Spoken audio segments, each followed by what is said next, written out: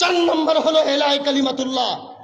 এই 4 বুনিয়াদী উসুল যদি কোন মাদ্রাসার ব্যানারের পিছনে না থাকে, আলী মিয়া নদভী রহমতুল্লাহ আলাইহি বলছেন এই মাদ্রাসাকে দেওবন্দি মাদ্রাসা বলা হবে না। কোন আলেমের মধ্যে এই বুনিয়াদী 4 উসুল না থাকলে তিনি আজহারি হতে পারেন, তিনি মাজারি হতে পারেন, মদিনা ইউনিভার্সিটিতে পড়ে অথবা আরো যা লকব সব লাগাইতে পারে, কাসিমি বা দেওবন্দি হতে পারে না। দেওবন্দি হওয়ার জন্য নিয়ত ঈমান লাগবে, দেওবন্দি হওয়ার জন্য নিয়ত আমল লাগবে সুন্নাহ অনুযায়ী, দেওবন্দি হওয়ার জন্য তাজকিয়ার মেহনত লাগবে, দেওবন্দি হওয়ার জন্য জিহাদ লাগবে।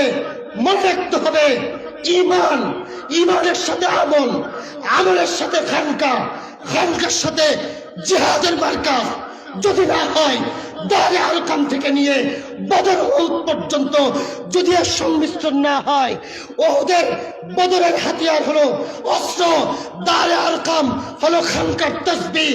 আমরা শাহজালালের পুণ্যভূমিতে তার এক হাতে অস্ত্র ছিল, এক হাতে তাসবিহ আর জায়নামাজ ছিল।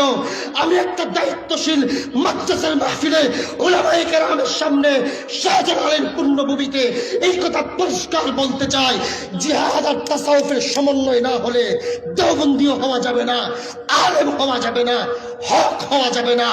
আলে হক হইতে হলে তাসবিহ আর জিহাদের সমন্বয় লাগবে।